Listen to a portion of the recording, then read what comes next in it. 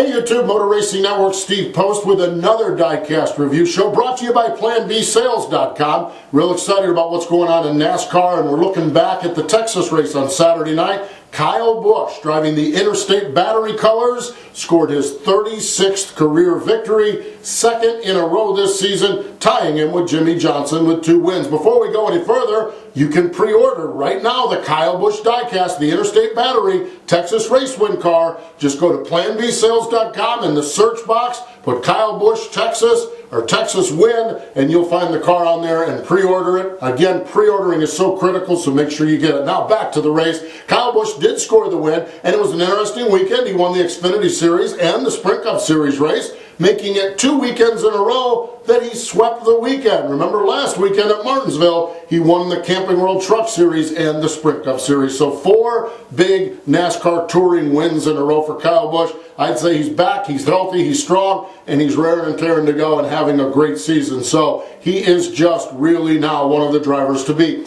What I find interesting, if not concerning for everyone else, is that I don't think on Saturday night Kyle had the dominant car. In fact, Martin Truex Jr. had the dominant car, but I think Kyle's crew kept working on it. I think this is what makes Kyle so good right now where he's at. Yeah, we know he can wheel a car, but him and crew chief Adam Stevens kept working on that car, working on that car, working on that car, and when it came time for the race to end, the most important time, they had their car as good as it had been all night long. So congratulations to Kyle Busch on getting that 36th win. Dale Earnhardt Jr., strong night, a second place finish, so good for Dale Earnhardt Jr. Joey Logano was third place. Jimmie Johnson, a disastrous fourth place run. Well, disastrous when you think of Jimmie in Texas because he'd won the last 3 races there. So Jimmie Johnson, a 4th place finish, and how about this, a career high 5th place finish for rookie Chase Elliott. Our 2016 rookie class is outstanding, and Chase Elliott,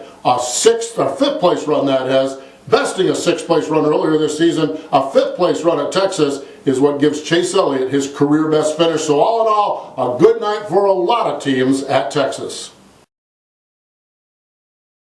And now let's talk a little diecast. Look at these cars, and these are all in stock. Now what we have in stock is certainly not the quantities we've had in the past, which again is why we remind you to pre-order cars. We need you to pre-order them, that way they can get made, and that way you can get your diecast car. Now we do have some color chrome cars, 2016 and a 2015 car that are in stock. Danica Patrick's Nature's Bakery car in color chrome, 1/24 scale, we have this car in stock now. Carl Edwards, we have this car in stock, his Stanley car in stock now, so you can order it and get it shipped right out to you this week. This one shocks me that it's in stock. It is the Busch car of Kevin Harvick, but folks, the color on this car with color chrome is so rich. The blue and just the Busch color scheme is so rich on this car. It's not going to be in stock too long, but it is in stock now. So make sure you get that Kevin Harvick color chrome car. And Jimmie Johnson's Lowe's Chevrolet, we have a few of these in stock as well. Now, going back to last year, a shocker, we still have a Dale Earnhardt Jr. car in stock. It is the Halos car. It is the color chrome finish from last year, and it is in stock now. So order it up, and you can get a Dale Earnhardt Jr. color chrome car from last season. Now, one thing we do have in stock is a little bit more 1/64 scale cars, so you can certainly check us out at PlanBSales.com. And what we're featuring is a couple Harvick cars, the Outback Steakhouse car from this season and the Dietech car for this season. Both of those Harvick cars available in 1/64 scale, and we do have a little bit more inventory in stock of 1/64 scale cars. The 1/24 scale cars, the best way to get them is to pre-order them, and all of them are available at PlanBSales.com. All right, so now let's get to our favorite part of the show where we take your questions, and these questions are right down below, and we're having some great conversations there with our question of the week and your questions, so let's get to some of them. Brandon Smith writes in and says, do you think Carl Edwards should be a championship threat or could be a championship threat this year after having a great start to the season? And you know, you send that in, Brandon, and I'm like, yeah, Carl's been good, and then I started to look at the numbers. 3 top 5 finishes and 7 top 10 finishes for Carl Edwards in the first 8 races. In fact, his worst finish is an 18th at Las Vegas. So Carl is indeed having a great start to the season. I know they'd like to get a win, and Carl's pretty good, by the way, at Bristol coming up. So maybe they can knock that win off, check that win off, and then lock themselves virtually into the chase spot. So yeah, you know, Carl Edwards pretty strong. Dave Rogers is crew chief, very, very good. And I think as we get into the season, they're off to a good start. If they can keep knocking down these numbers, they could be a championship threat as we get later in the year. William Mia and DHL Cup Series have the same sort of question, or same topic of question.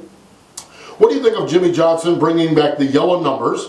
Do you think it will bring him luck this season, and can he win the 2016 championship? And that's, again, putting these two together. You know, it was real interesting, and I read this post on here before I knew what was happening, so you guys keep us all informed on what's going on. Your knowledge is amazing, but yes, indeed, Jimmie did return to the yellow numbers on the number 48 car. Remember, this is the old way the car was done. In fact, Jimmie has won 56 times with the yellow numbers, and 5 of his 6 championships came with the yellow numbers, but they went to white numbers. Last year, in tribute to Jeff Gordon, they brought the yellow numbers out on the 48 car. And then this year it was back to white numbers. They won twice, and now they're going to yellow numbers. I know, it's confusing and convoluted, but now they're going with the yellow numbers. And do I think it's going to affect their championship run? No. They've had 2 wins this season with the white numbers on the cars. They've got 5 championships with the yellow numbers on the cars. I don't know that the number on the car means that much when it comes to Jimmie Johnson and Chad Knaus. I think everything else involved makes them a championship contender. I think there's more wins this season, yellow numbers on the side of the car, and I do think Jimmie Johnson will be one of 4 drivers alive and standing when we go to Ford Championship weekend at Homestead. So yellow numbers, white numbers, I love the detail, and I love how fans are paying attention to it. And you Diecast fans are so good with that. I love how you pay attention to it, but I'm not sure it's going to affect the race car on the track. They're going to be good either way you slice it. Final question is Jacob Chaplin says, do you think there should be more short tracks on the NASCAR schedule? Well, Jacob, think there should be. I'm not sure. You know, the powers to be run this thing, and they're doing a pretty good job with it. And really, the way things are structured right now, I don't see much change. Now, if you ask me, do you want to see more short tracks on the schedule? My answer is yes. Here's my schedule, okay? I think we go to Daytona, and then we go about 4 times a year to Martinsville, and about 3 times a year to Richmond, and about 3 times a year to Bristol. Maybe go out to Iowa, and maybe find some other short tracks along the way. Now, I love short track racing, Jacob, and I would love to see more on the schedule. I just don't know if it's feasible or not. Really, Iowa may be about the only short track out there that has the capability to host a NASCAR race, or the capability to expand to host a NASCAR race, and I just don't see that happening with the ownership of the racetracks. I just don't think that's going to happen. Do I want it to happen? Yes, I want it to happen. Hey, let's take my 4 Martinsville races and make it 5 while we're at it, and then I'd be really happy. So, yeah, I love the short tracks, Jacob. I just don't know that the schedule is going to change much, and we have what we have for quite a few years, I believe, coming down the road. Finally, our question of the week last week was Saturday night racing versus Sunday racing.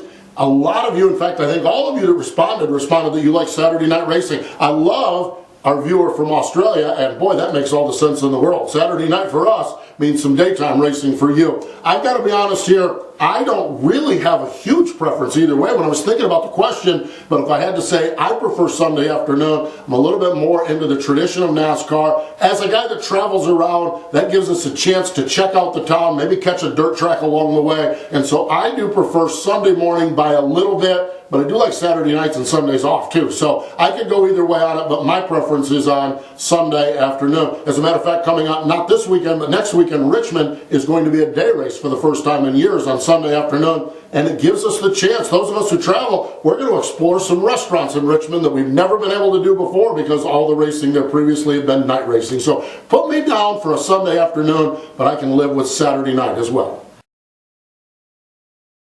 Alright, so now let's talk about this week. It's Bristol, baby. One of the favorite stops on the tour. 110 times NASCAR has raced at Bristol with the Cup Series. The first race was on July 30th, 1961. Jack Smith was the winner, but Jack did not drive the car across the start-finish line and into victory lane. That was Johnny Allen who did that. Johnny Allen was a relief driver for Jack Smith. So Johnny Allen wheeled the car into victory lane. Jack met him there. They all celebrated, and Jack Smith was named the winner of the race because he was the driver that started the car. So when you look in the history books, Jack Smith, the winner of that first race at Bristol. Wins among active drivers, boy, the Bush boys, they've been awful good there. 5 wins for Kurt, 5 wins for Kyle. So if you're not a Kyle Busch fan and you're not having fun with this recent run of races, you might be in trouble this weekend. He's going to be awful good up there. Matt Kenseth has 4 wins up at Bristol. Carl Edwards 3. Joey Logano and Brad Keselowski, the Penske duo, each have 2 wins. And lone race winners at Bristol: Denny Hamlin, Kevin Harvick, Jimmy Johnson, Casey Kane, and Dale Earnhardt Jr. So who's it going to be? Well, we'll find out all together on Saturday afternoon. Now, our question of the week for this week, and again, type your answer in right down below. Our question of the week: what is your favorite Bristol memory? So type it right in. And folks, we did this a few weeks ago with Martinsville, and I love some of the memories because some of your memories jogged my memories of going to these racetracks. So I really love your answers to the question of the week. And so this week, the question of the week is, what is your favorite Bristol memory? Type your question or your answer to our question down below, and type your questions in down below as well, and maybe we'll answer them on the Diecast review show. Remember, all your Diecast needs are available. Go to planbsales.com. That search box up in the upper right-hand window. Just type in the name of your driver. You're going to be amazed at the Diecast. You're also going to be amazed at hats and other apparel that we have there as well. Take some time, do some window shopping at planbsales.com. Who knows what you're going to find there? You might find just exactly what you're looking for. We love that you guys are getting involved with us here on YouTube. We have the comments below. Feel free to mention your comments here. Follow us on Twitter at Plan B Sales, and we'll keep you informed on what we have. And please get some back and forth conversation going, because we love talking racing and love talking with you race fans out there, and we appreciate the business you do give us.